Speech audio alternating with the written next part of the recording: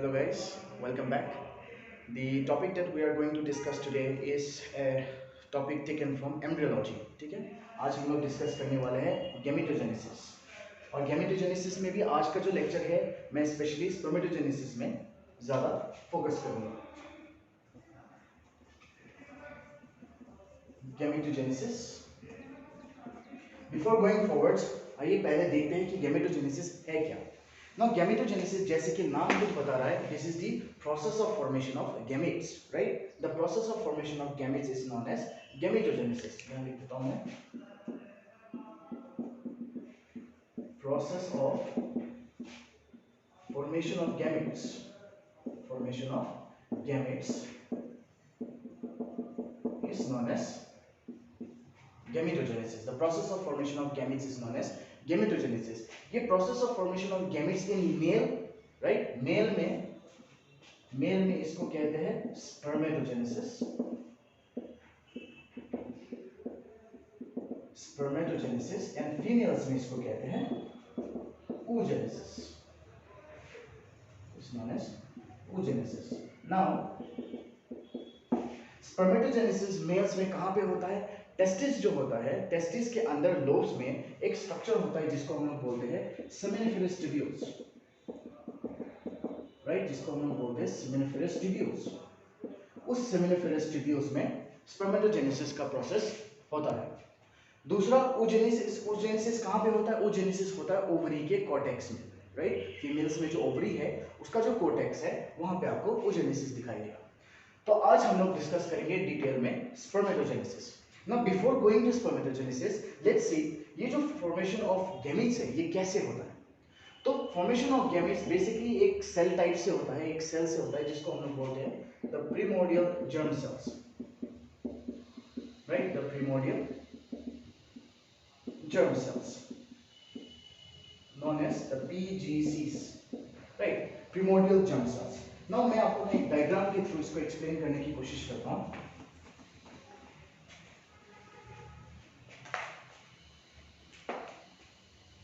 Now अगर मैं एक एम्ब्रियो का डायग्राम बनाऊं, मतलब पूरा सेक्शन,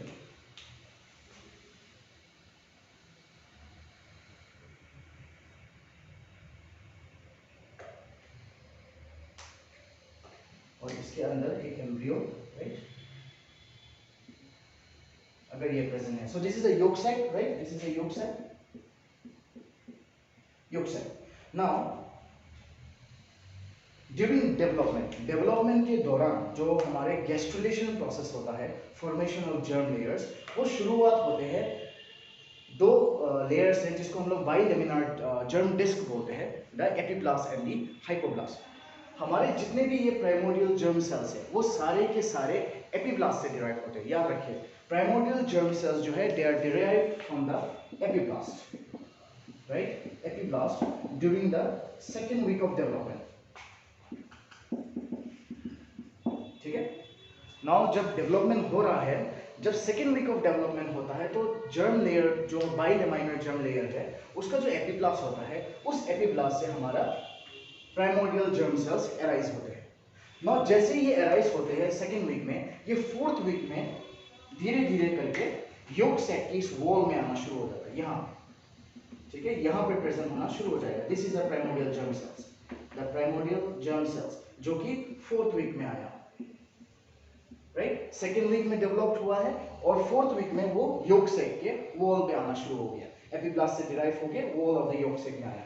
अब जैसे फिफ्थ वीक होता है, धीरे धीरे ये फिफ्थ वीक में यहां माइग्रेट करना शुरू करेगा, राइट? एम्ब्रियो के कॉर्डल पोर्शन में जाएगा, इस कॉर्डल पोर्शन में माइग्रेट करना शुरू करता है। तो जब ये जो पीजीसीस है वो यहां से लेके यहां माइग्रेट कर रहे होते हैं तो वो यहां से ही डेवलप होते होते जाएगा और बहुत सारे यहाँ पे डिविजन्स होते रहेंगे। तो यहाँ पे मान लीजिए, just example, if there are 10 primordial germ cells यहाँ पे, तो यहाँ पहुँचते पहुँचते वो 20 हो जाएंगे या 30 हो जाएंगे, ठीक है? मतलब वो यहाँ से माइग्रेट करते समय डिविजन्स करते करते हुए जाएंगे। Clear? So this is how the PGCs go over, I mean move towards the caudal portion of the embryo. Now यही पीजीसीज के थ्रू हम लोग आज डिस्कस करेंगे स्पर्मेटोजेनेसिस, राइट? ओके, तो आइए let's move on to spermatogenesis. Now जैसे कि हमें पता ही है what is spermatogenesis. Spermatogenesis is the development of the gametes, the male gametes, right? Spermatogenesis जो है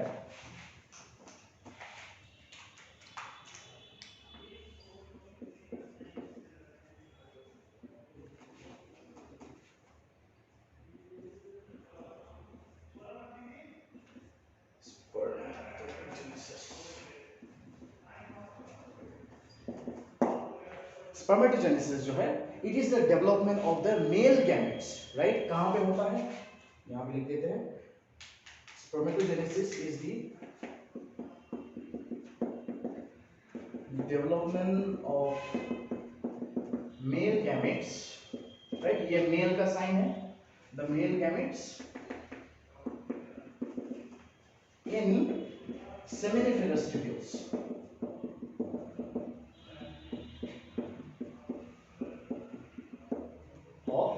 Testis,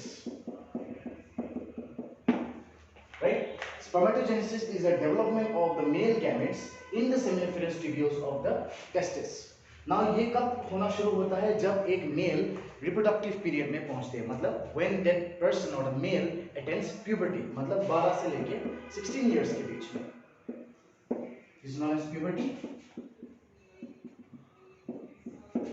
जब एक मेल प्यूबर्टी स्टेज में पहुंचते हैं, मतलब 12 to 16 इयर्स में पहुंचते हैं, तो स्पर्मेटोजेनेसिस का प्रोसेस शुरू हो जाता है।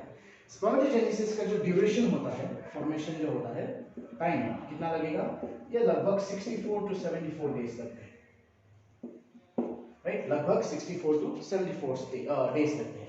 नाउ जब हम लोग एक सेमिनिफेरस ट्यूब्यूल को सेक्शन, सेमिनिफेरस ट्यूब्यूल का सेक्शन जब हम लोग एक माइक्रोस्कोप में देखते हैं, तो माइक्रोस्कोप में हमें, अगर हमने सेमिनिफेरस ट्यूब्यूल देख रहे हैं, अगर ये ल्यूमन है सेमिनिफेरस ट्यूब्यूल का, तो हमें इसके वॉल से लेके यहाँ तक बहुत अलग अलग साइज एंड शेप के सेल्स दिखाई देते हैं, ठीक है? बहुत अलग अलग साइज के शेप दिखाई देते हैं।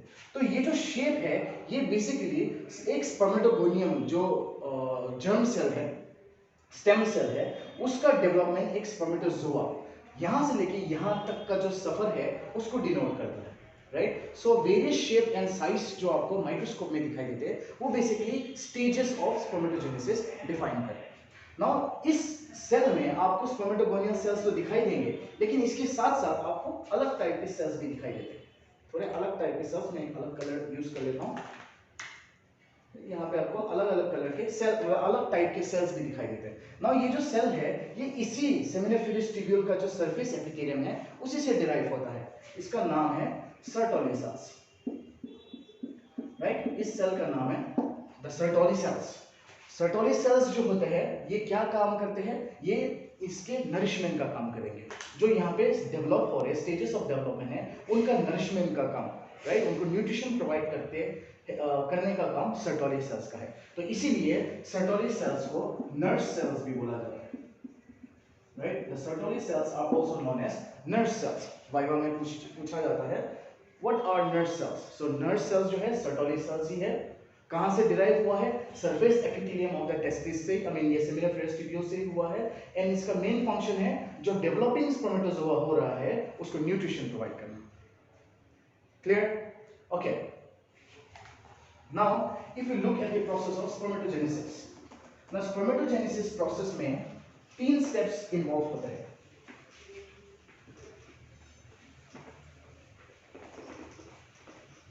Okay, spermatogenesis के process में 3 steps involved है। कौन कौन से 3 steps है? पहला जो step है वो है spermatocytosis, ठीक है? Spermatocytosis. First step is spermatocytosis.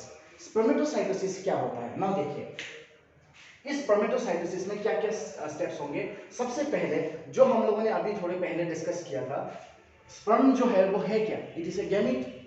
Now यहाँ पे जितने भी गैमेट्स है वो कहाँ से अराइज हो रहे हैं? सबके सब अराइज हो रहे हैं PGC से, राइट? प्राइमोर्डियल जर्म सेल्स या फिर primitive sex cells, primitive sex cells भी बोलते हैं इनको। ये प्राइमोर्डियल जर्म सेल्स, इनसे डिराइव हो रहे हैं हमारे गैमेट्स, राइट? तो यहाँ हम लोग मेल गैमेट के बारे में बात करें तो स्पर्म्स। सो पीजीसी से अराइज हुआ ये। ना कैसे अराइज होता है ये देखते हैं। सबसे पहला स्टेप इन स्पर्मेटोजेनेसिस इज स्पर्मेटोसाइटोसिस। इस स्पर्मेटोसाइटोसिस में क्या होगा, जो ये पीजीसीज है, ये पीजीसीज क्या करेंगे, पीजीसीज ये बहुत सारे सेल्स अराइज करेंगे जो बन जाएगा हमारा spermatogonial stem cells, right. First step in spermatocytosis is the PGCs will give rise to spermatogonial stem cells. So this is the formation of spermatogonial stem cells. पहला स्टेप ये हुआ। जब स्पर्मेटोगोनियल स्टेम सेल्स अराइज हो जाएगा, अब second step क्या होगा, इसमें इन सेल्स का ग्रोथ होना शुरू हो जाएगा, राइट। तो सेकंड स्टेप इनमें ग्रोथ होना शुरू हो जाएगा और ग्रोथ करने के बाद ये बहुत सारे स्पर्मेटोगोनियल स्टेम सेल्स जो है स्पर्मेटोगोनियल सेल्स देना शुरू होगा। Spermatogonial cells, right. ये स्टेम सेल्स है, स्टेम सेल्स से अराइज हुआ स्पर्मेटोगोनियल सेल्स। नाउ देखिए, ये जो स्पर्मेटोगोनियल स्टेम सेल्स है, अब इसमें क्या होगा, माइटोसिस होना शुरू होता है। माइटोसिस होने के बाद ये बहुत सारे स्पर्मेटोगोनियल सेल्स देना शुरू करेगा, राइट। बहुत सारे स्पर्मेटोगोनियल सेल्स देंगे जिनको हम लोग बोल देते हैं type A, right. Type A spermatogonial cells, right, type A spermatogonial cells. Now मैं साइड में एक डायग्राम भी बना देता हूं। मान लीजिए this is the PGC, right, ये पीजीसी है। पीजीसी आगे क्या दिया, स्टेम सेल्स दिया, ठीक है। ये स्पर्मेटोगोनियल का स्टेम सेल है, right. This is the stem cell of the spermatogonial cell, okay. इस स्पर्मेटोगोनियल स्टेम सेल से क्या होगा, अब बहुत सारा डिवीजन होगा और वहां पे अराइज होगा हमारा टाइप ए स्पर्मेटोगोनियल। नाउ यहां अराइज हो गया एक cell, this is the type A, right. ये टाइप ए स्पर्मेटोगोनियल सेल हो गया। नाउ जैसे ही type A spermatogonial cells arise होते हैं, दिस मार्क्स द स्टेजेस और this marks the beginning of the process of spermatogenesis.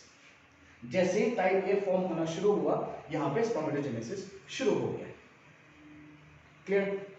Now अब ये spermatogonial type A spermatogonial cells जो फॉर्म हुए हैं, ये क्या करेंगे, ये लिमिटेड नंबर ऑफ डिविजन्स करते हैं और यहाँ पे ये क्लोन ऑफ सेल्स बनाते हैं, मतलब ये अपने ही क्लोन बनाते हैं, ठीक है। ये अभी तक याद रखिए, this is type A, right, ये टाइप ए है। नाउ ये टाइप ए जो क्या करेंगे, ये क्लोन सेल्स बनाना शुरू करेंगे, ये अपने जैसे ही बहुत सारे सेल्स बनाने शुरू करेंगे और वो जो अपने जैसे जो क्लोन्स बने हैं वो फिर फर्दर डिवीजन करेंगे और वो और ज्यादा सेल्स बनाएंगे।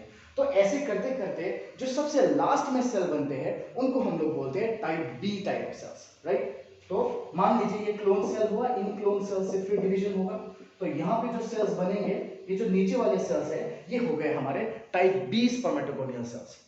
टाइप ए आ गया, इसने डिवाइड किया और क्लोन सेल्स बनाए अपने, इन क्लोन सेल्स ने डिवाइड करते रहे, तो जो सबसे लास्ट डिवीजन होता है टाइप ए का, वो बन जाता है हमारा टाइप बी, राइट। तो मैं यहां पे एक डायग्राम बना देता हूं।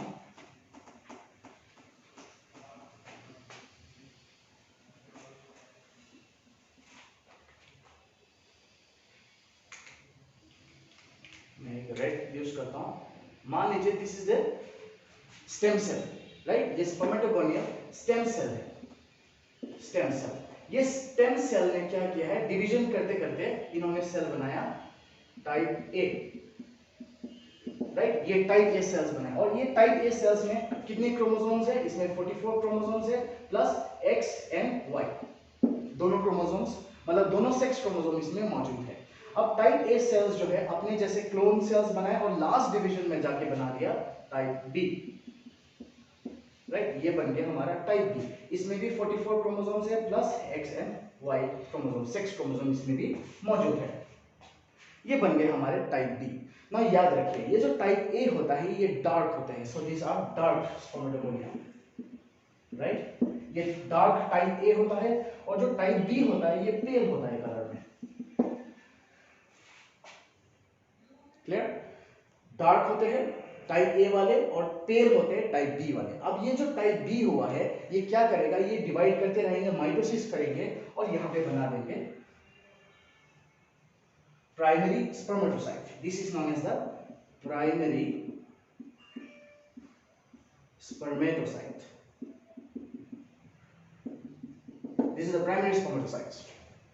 राइट तो यहां से लेके यहां तक का जो प्रोसेस हुआ है, राइट, एक स्टेम सेल से लेके पीजीसी ने जो स्टेम सेल दिया है उसमें टाइप ए सेल्स जो डिवीजन करते करते टाइप बी सेल्स बनाए हैं, इस टाइप बी सेल से जो प्राइमरी स्पर्मेटोसाइट हुआ है, यहाँ पूरा स्टेप इसको हम लोग बोलते हैं spermatocytosis.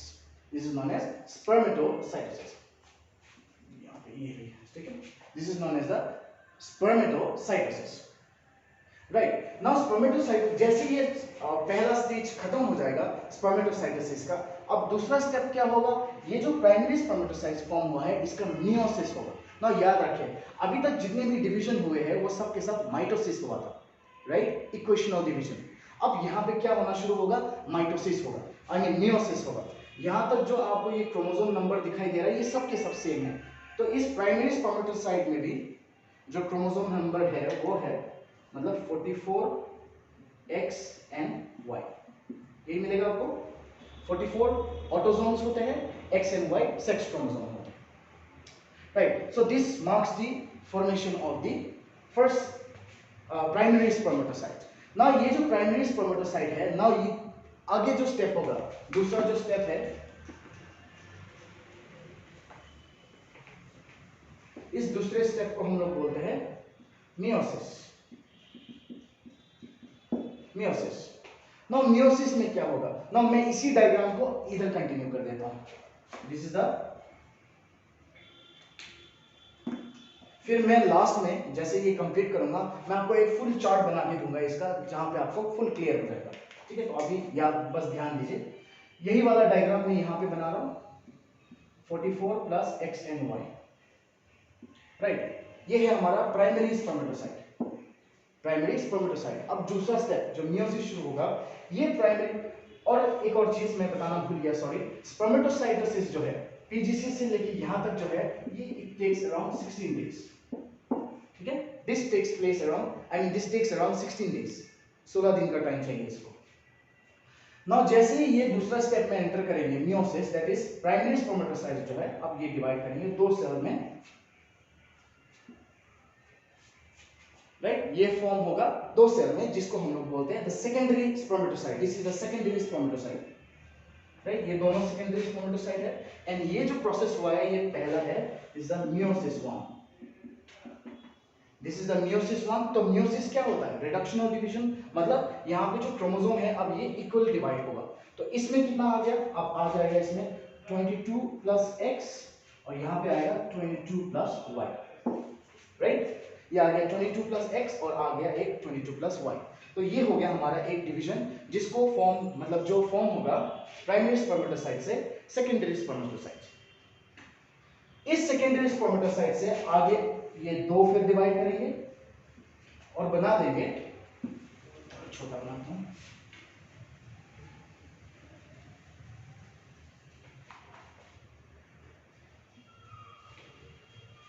This is 22 plus X, 22 plus Y. Now ये आगे डिवाइड करेंगे और आगे डिवाइड करने के बाद ये बना देगा चार और सेल्स. अब इन सेल्स, ये जो राउंड सेल्स बने सेकेंडरी स्पर्मेटोसाइट के बाद, इनको बोलते हैं हम लोग स्पर्मेटिड्स.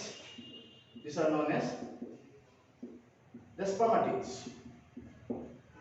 स्पर्मेटिड्स आप देख ही सकते हो, दे आर राउंड स्ट्रक्चर्स, है ना, मोर और लेस राउंड होते हैं. लेकिन इसमें आपको एक चीज ध्यान देना है, ये मियोसिस 1 है, दिस इज द मियोसिस 2. ठीक है, this is meiosis 2, this is meiosis 2. लेकिन इस मियोसिस 2 में क्या होता है, यहाँ पे होना चाहिए था डिवीजन, लेकिन यहाँ पे किसी भी क्रोमोसोम का कोई डिवाइड नहीं होता है. इसीलिए इस मियोसिस को भी इक्वेशन मियोसिस बोलते हैं. ओके, ये जो था ये रिडक्शन था, लेकिन यहाँ पे इक्वेशन यही होता है. मतलब यहाँ पे जो 22 क्रोमोसोम है, अब नेक्स्ट में जितने भी स्पर्मेटिड्स बने हैं, 4 स्पर्मेटिड्स बने हैं, तो इन चारों में इक्वल नंबर ऑफ सेल्स आते हैं. इसको ध्यान देना है. तो यहाँ पे हमारे पास 22 प्लस X है और यहां पे भी है हमारे पास 22 प्लस Y. ठीक है, सो मियोसिस 2 में क्या होता है, इक्वेशन डिवीजन होता है. तो इस प्राइमरी स्पर्मेटोसाइट से लेके फॉर्मेशन ऑफ स्पर्मेटिड्स जो होता है, राइट, इतना जो स्टेज है, इस पूरे स्टेज को हम लोग बोलते हैं मियोसिस वाला stage, right. This is the second stage and ये कितना टाइम लेता है? ये लेता है लगभग 24 डेज। आई होप अभी तक क्लियर है। अब इसके आगे ये जो स्पर्मेटिड्स बने हैं, हमें पता ही है स्पर्मेटिड्स के आगे जो फॉर्मेशन होता है वो हमारा एक स्पर्मेटोजोआ बनता है, राइट। सो नेक्स्ट स्टेप जो है, इसको अगर मैं हटा दूं, मैं इसी डायग्राम को ऊपर बना दूंगा, ठीक। एक मिनट मैं इसको इरेज कर लेता हूं। यहां जो डायग्राम बनाया है मैं इसी को यहां पे बना रहा हूं वापस। ये प्राइमरी स्पर्मेटोसाइट है, प्राइमरी स्पर्मेटोसाइट, मियोसिस 1 हुआ और ये सेकेंडरी स्पर्मेटोसाइट बने, राइट, द सेकेंडरी स्पर्मेटोसाइट। अब यहाँ पे मियोसिस 2 हुआ और यहाँ पे बन गए हमारे spermatids, right.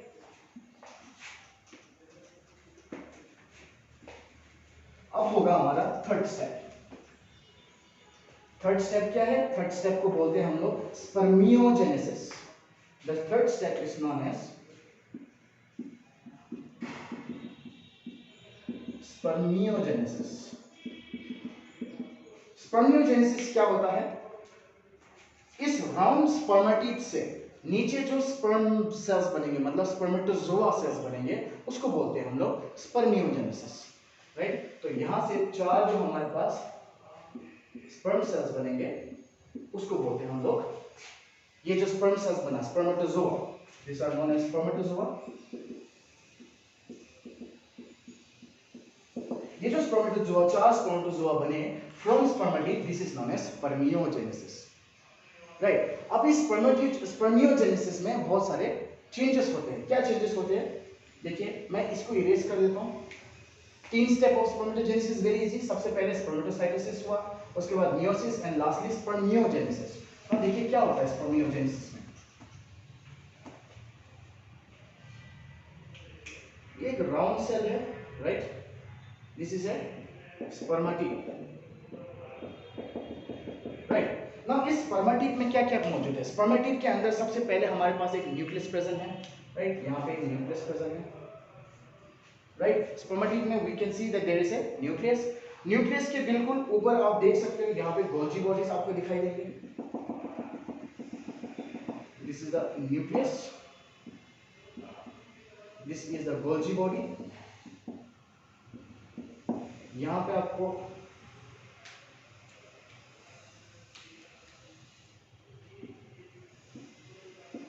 mitochondria, this is the mitochondria, and lastly यहाँ पे आपको 2 सेंट्रियोल्स दिखाई देंगे, इस तरह से 2 सेंट्रियोल्स दिखाई देते हैं, राइट। तो ये एक स्पर्मेटिड का डायग्राम है। एक स्पर्मेटिड के डायग्राम के अंदर क्या दिखाई दे रहा है आपको? न्यूक्लियस दिखाई दे रहा, न्यूक्लियस के ऊपर आपको गोल्जी बॉडीज दिखाई दे रहे हैं, यहाँ पे आपको माइटोकॉन्ड्रिया दिखाई दे रहा है और 2 आपको सेंट्रियोल्स दिखाई दे रहे हैं। स्पर्मियोजेनेसिस में क्या होता है? इस राउंड स्ट्रक्चर को कैसे ये एक स्पर्म के डायग्राम में फिट होता है, मतलब चेंजेस होता है, क्या क्या चेंजेस हो जाता है, उस सेक्शन को हम लोग स्पर्मियोजेनेसिस बोलते हैं। So spermiogenesis is the conversion of spermatid to a sperm cell. ये डिफरेंस है, याद रखिए। बहुत बार क्वेश्चन पूछा जाता है what is the difference between spermatogenesis and spermiogenesis. Spermatogenesis होता है बिगिनिंग से लेके एंड तक, मतलब प्राइमरी स्पर्मेटोसाइट से लेके सेकेंडरी स्पर्मेटोसाइट, सेकेंडरी स्पर्मेटोसाइट से लेके स्पर्मेटिड्स और स्पर्मेटिड्स से लेके स्पर्म सेल्स। ये पूरा जो प्रोसेस हुआ है इसको हम लोग स्पर्मियोजेनेसिस, आई मीन स्पर्मेटोजेनेसिस बोलते हैं। और स्पर्मियोजेनेसिस किसको बोलते हैं? बस ये लास्ट स्टेप को, जहां पे एक स्पर्मेटिड स्पर्म सेल में डिवाइड होगा, आई मीन कन्वर्ट हो जाएगा, इसको हम लोग स्पर्मियोजेनेसिस बोलते हैं, राइट। मैं अभी आपको एक फुल डायग्राम बना के दिखाता हूं स्पर्मेटोजेनेसिस का कैसे होता है, ठीक है, फिर आपको इजी हो जाएगा। जो मैंने अभी आपको बोला इसको अभी रखिए, मैं इसको अभी एक्सप्लेन करूंगा ये किस तरह से हम लोग ये एक स्पर्म सेल में डिवाइड कर देंगे। नाउ मैं इसमें आपको एक्सप्लेन करता हूं शुरुआत से, पीजीसी सेल से लेके स्पर्म सेल तक कैसे बना। मान लीजिए this is the spermatogonial stem cell, ठीक है, this is the stem cell. ये स्टेम सेल ने बहुत सारा डिवाइड किया, डिवीजन किया और बना दिया था टाइप ए सेल्स, राइट। काम करता हूं मैं।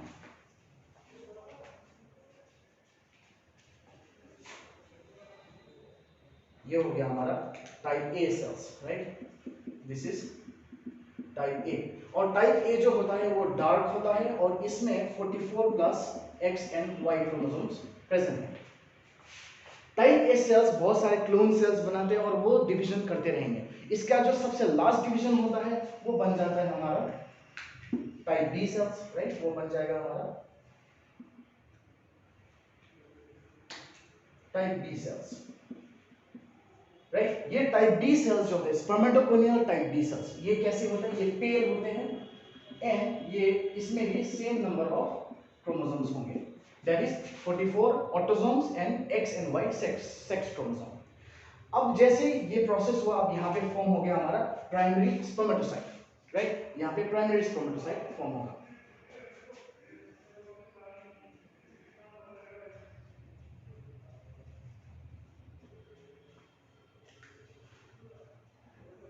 ये बन गया हमारा primary spermatocyte, right, primary spermatocyte. इस प्राइमरी स्पर्मेटोसाइट में भी सेम नंबर ऑफ क्रोमोसोम्स है, 44 प्लस एक्स एंड वाई। अब यहां से शुरुआत होगा हमारा मियोसिस वाला स्टेप। मियोसिस में क्या हो जाएगा, सबसे पहले दो सेल्स बनेंगे जिसको हम लोगों ने सेकेंडरी क्रोमोसोम्स बोला है और इसमें क्रोमोसोम्स चेंज हो जाएंगे। यहाँ पे 22 हो जाएगा एक्स और 22 हो जाएगा plus Y, right, secondary spermatocyte में चेंज होगा। ये सेकेंडरी स्पर्मेटोसाइट फिर से डिवाइड होंगे into two cells, right, each cell will divide into two, so this will be the secondary spermatocyte, right, divide हो गया। और ये जो सेल्स बने, ये जो सेकेंडरी स्पर्मेटोसाइट से जो सेल्स बने हैं इनको बोलते हैं हम लोग स्पर्मेटिड्स। ये हो गया हमारे स्पर्मेटिड्स। स्पर्मेटिड्स में इक्वल नंबर ऑफ क्रोमोसोम्स होते हैं, यहाँ पे कोई रिडक्शन नहीं होता है, यहाँ पे इक्वल नंबर ऑफ क्रोमोसोम्स होंगे, मतलब हर क्रोमेटिड में 22 क्रोमोसोम्स मौजूद है और यहाँ से फॉर्म होगा हमारा स्पर्म सेल्स। चार आपको यहाँ पे स्पर्म सेल्स दिखाई देंगे। सो लेके यहाँ से लेके यहाँ तक का प्रोसेस जो है बहुत ही सिंपल प्रोसेस है, इसको हम लोग बोलते हैं स्पर्मेटोजेनेसिस। और इस स्पर्मेटिड से लेके स्पर्म सेल्स जो बनती है इसको बोलते हैं हम लोग spermiogenesis. This is a difference, okay. Now आप देखते हैं हम लोग ये जो एक स्पर्मेटिड है ये कैसे करके इसमें क्या क्या चेंजेस होते हैं, right, what are the changes in the spermiogenesis process.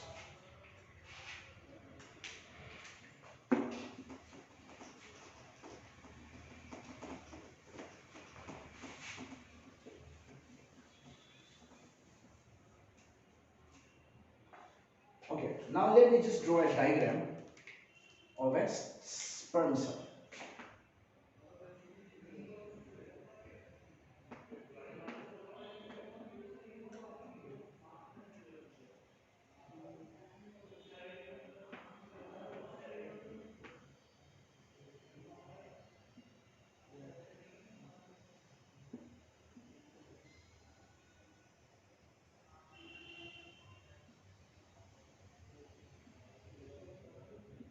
ये बना हमारा एक sperm cell, right. Sperm cell में आप देखिए ये जो ऊपर वाला सेक्शन है ये बन जाता है हमारा हेड, राइट, ये बन जाएगा हमारा नेक, यहां से लेके यहां तक ये होगा हमारा मिडल पीस एंड इस एरिया, ये पूरा जो टेल एरिया है इसको हम लोग प्रिंसिपल पीस बोल सकते हैं, right, known as the principal peace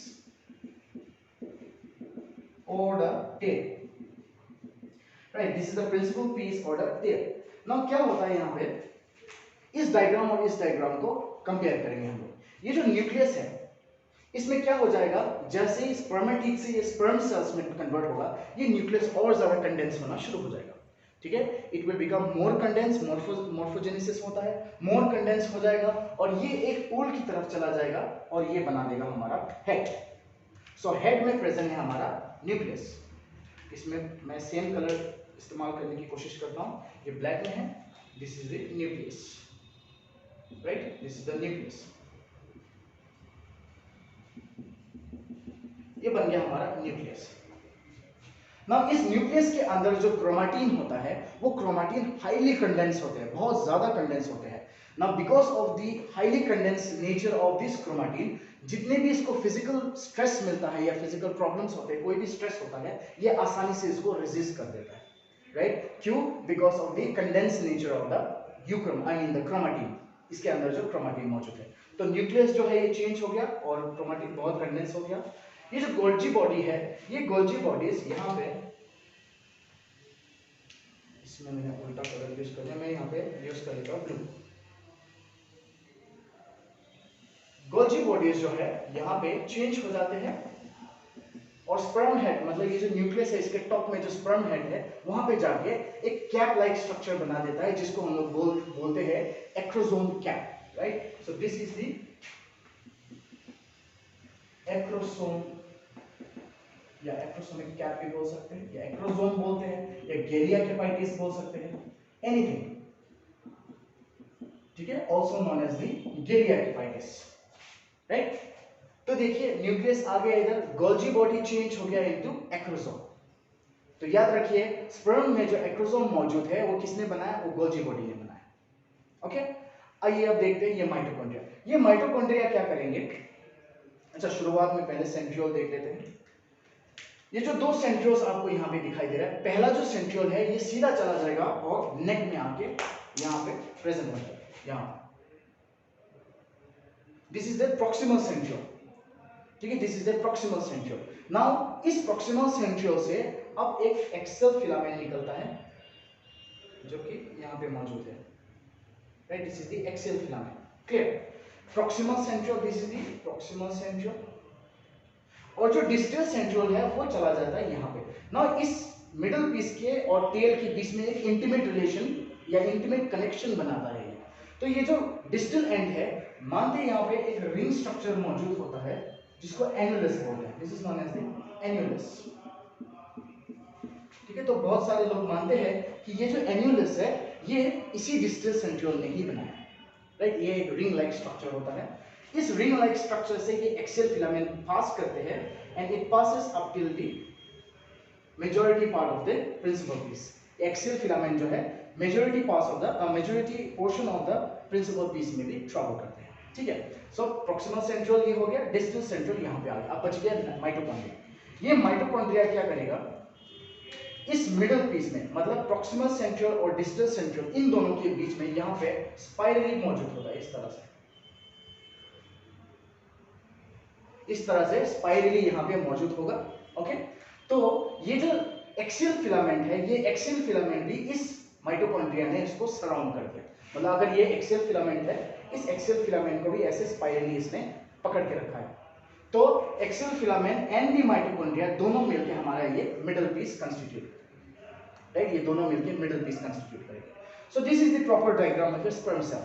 we have a head and neck, a middle piece, and then we have a principal piece, या फिर इसको हम लोग टेल भी बोलते हैं, right? Okay, this is all about spermatogenesis and A proper diagram of sperm cells. Now यहाँ पे एक छोटा सा टॉपिक और ऐड कर देते हैं हम लोग, मैच्योरेशन एंड कैपेसिटेशन। नाउ जैसे अगर मैं एक टेस्टिस का डायग्राम बनाऊं, okay, I hope this diagram is clear, इसको प्रैक्टिस कीजिए।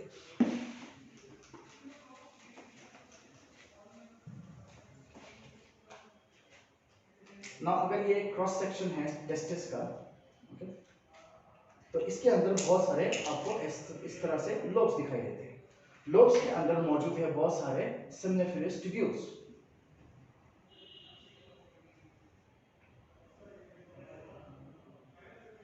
इस तरह से बहुत सारे सेमिनिफेरस ट्यूब्यूल्स है। ये सेमिनिफेरस ट्यूब्यूल्स सब आगे जाएंगे और यहाँ पे फॉर्म कर देगा एपिडिडमाइस, ठीक है? ये फॉर्म हो जाएगा इधर। तो यहाँ पे आपको इस तरह से बहुत एंटेंगल्ड आपको यहाँ पे एपिडिडमाइस दिखाई देता है, राइट? इस तरह से बहुत एंटेंगल्ड आपको एपिडिडमाइस दिखाई देगा। नाउ जैसे ही एक स्पर्म सेल फॉर्म होता है सेमिनिफेरस ट्यूब्यूल्स में, इस पूरे सेमिनिफेरस ट्यूब्यूल में एक फ्लूइड की लेयर मूव करता है। देखिए जब एक स्पर्म सेल फॉर्म होता है वो बिल्कुल भी मोटाइल नहीं है, वो मूव नहीं कर सकता, वो इमोटाइल है क्योंकि वो इमेच्योर्ड है। उसको मैच्योरेशन कराने के लिए एपिडिडमाइस में पहुंचाना पड़ेगा। कौन पहुंचाएगा? ये जो सेमिनिफेरस ट्यूब्यूल है इसमें एक फ्लूइड की लेयर पास होती है। फ्लूइड की लेयर जैसे पास होती है, ये सारे के सारे स्पर्म सेल्स जो है उस फ्लूइड की वजह से सब आ जाते हैं एपिडिडमाइस में। अब जितना देर ये एपिडिडमाइस में यहाँ मौजूद है, जैसे जैसे वो इस एपिडिडमाइस में पास करता रहेगा उसमें मैच्योरिटी आना शुरू हो जाता है।